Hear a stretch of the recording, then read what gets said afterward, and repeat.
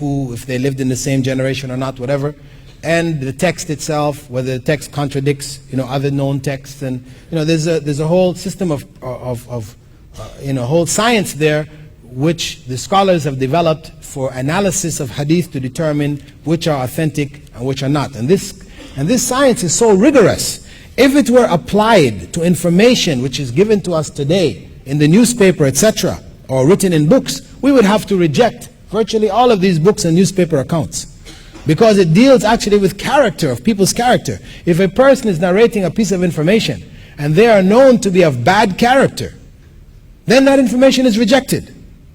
If a person is narrating a hadith from the Prophet Muhammad ﷺ, he is in that chain of narrators, and it is known that this person didn't pray regularly, they didn't fast or whatever, they're known to be of bad character, then their hadiths will be rejected simply based on their character. If we use that principle with regards to what we read in the newspapers today, or the books written by different authors, etc., we wouldn't accept anything.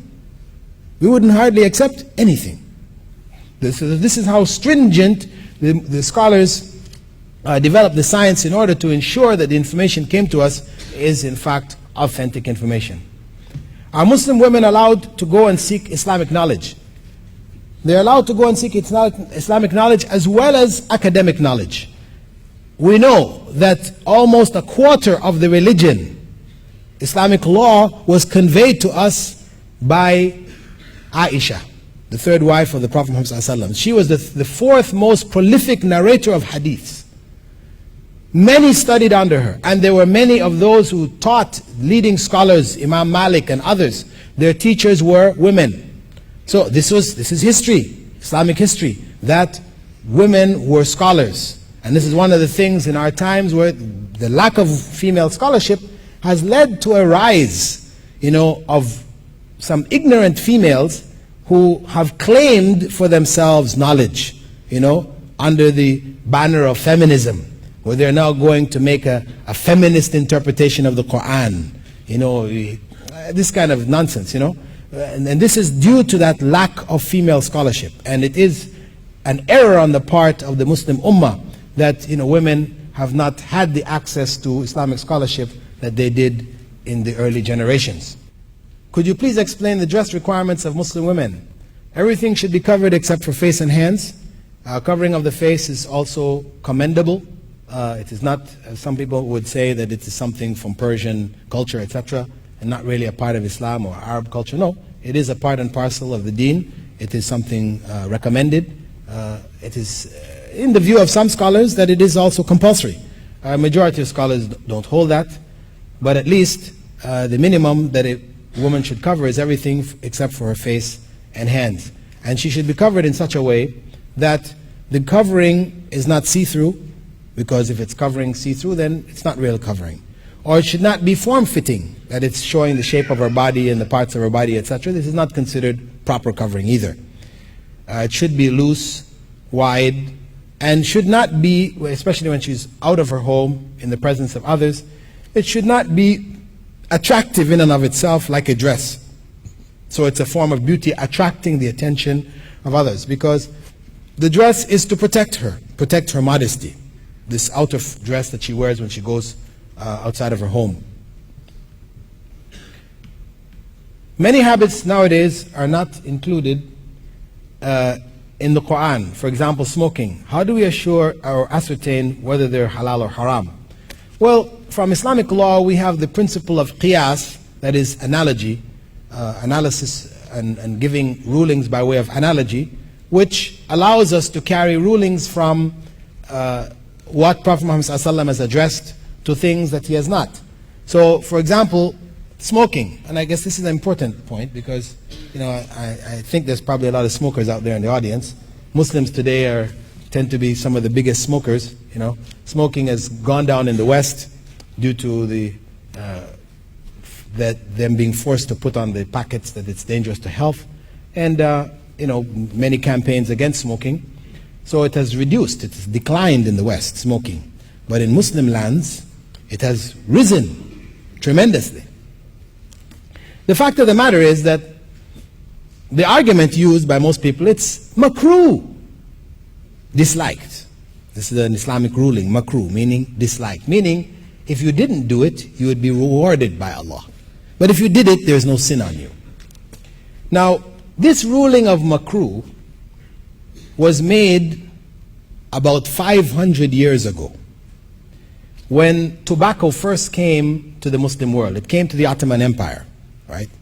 And people started using it. In fact, it was the Ottomans who developed cigarettes. The paper cigarette, rolling it, the two Ottomans, Muslims, developed it. Didn't know that, did you? Because before that, people smoked in pipes. Yeah? At any rate, the scholars in Turkey and elsewhere had to analyze this and give a ruling on it. And their ruling was that it was makruh based on the effects that they could observe. They found that the main harm when a person smoked cigarettes is that it produced a bad breath. We know the smoker's breath. They have all kinds of things you can buy, sprays, etc. for people who smoke. Bad breath. So they looked back in the Sharia to see, in what was revealed law, to see what was the ruling on things which cause bad breath. And we know Prophet Muhammad ﷺ had said that whoever eats raw onion and garlic should not come to our masjids. Then they took the similar ruling to smoking, which caused the bad breath. Okay, similarly, makruh. However, since the 15th century, we have had changes in our knowledge concerning smoking. In 1979, the Surgeon General of the United States of America announced to America and the world that it was conclusively proven that smoking causes cancer. Now, this has been something which had been debated for some 20 years before that. They were analyzing the results, and you had doctors saying, yes, smoking is causing cancer. We can see the evidence, statistical evidence, etc. And then the doctors who were paid by the tobacco companies, they were saying, no, it's not really, these statistics are questionable, and so and so.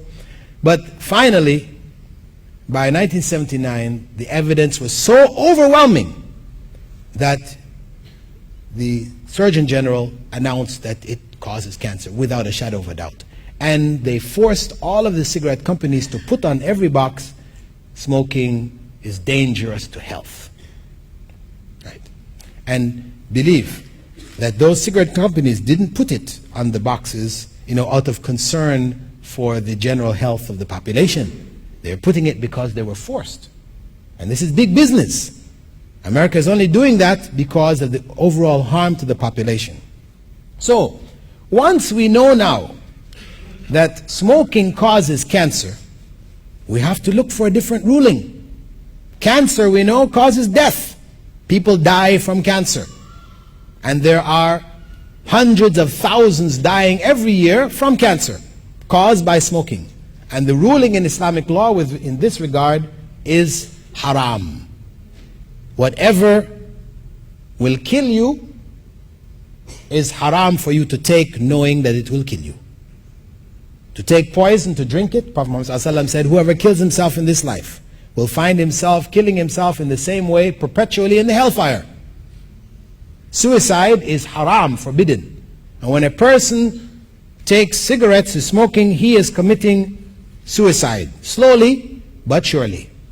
Because it doesn't make any difference whether I take a small glass of poison and drink sips of it, and after 1 year I drop down dead, or I take the full glass and drink it right now and die. Both ways it is suicide and forbidden. So the correct ruling on smoking today is that it is haram, forbidden. I know some people will come back with the argument. I got the T sign, I'll just close off the argument here. Some people come back saying, well, there are people who smoke and don't die. Yes, the oldest woman in China, she smokes a cigar every day and she's been doing it for the last 30, 40 years of her life. Yes, see, you don't necessarily die. But you see, Islamic law, it governs the general. And common sense tells you, you must follow what is the general ruling concerning things. For example, there are people who have fallen out of airplanes 40 and 50,000 feet and have got up and walked away. This happens. So now what do? When you jump out of an airplane, you're going to not take a parachute with you saying, oh, there are people, they've gotten up from it. I'll jump out the airplane without the parachute. Allah will protect me. No, this is nonsense. You take your parachute because you don't use the exception to judge the danger of a given situation. Similarly, those few people who don't die though they smoked all their lives, these are exceptions. Allah has left them as signs to us that ultimately life and death is in His hands. These are the signs. But we are required to follow the general circumstance, not the exception. Most people who smoke get cancer and die. The Marlboro man, remember the Marlboro man? Riding on his horse with his jeans and his cap, rugged with that cigarette in his mouth. For many years the Marlboro man was, the big symbol, smoking symbol. Well, his wife is now suing Marlboro for her husband dying of cancer. Inshallah, we'll see you in the coming sessions. Assalamu alaikum wa rahmatullahi wa barakatuh.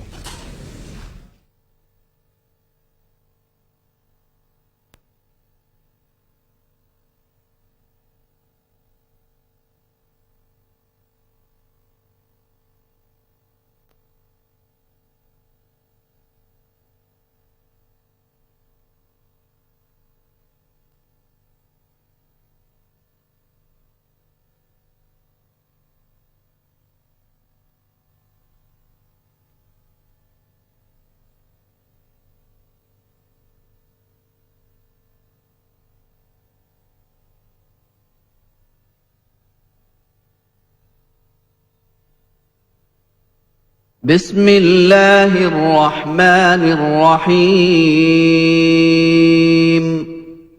والعصر إن الإنسان لفي خسر إلا الذين آمنوا وعملوا الصالحات وتواصوا بالحق وتواصوا بالصبر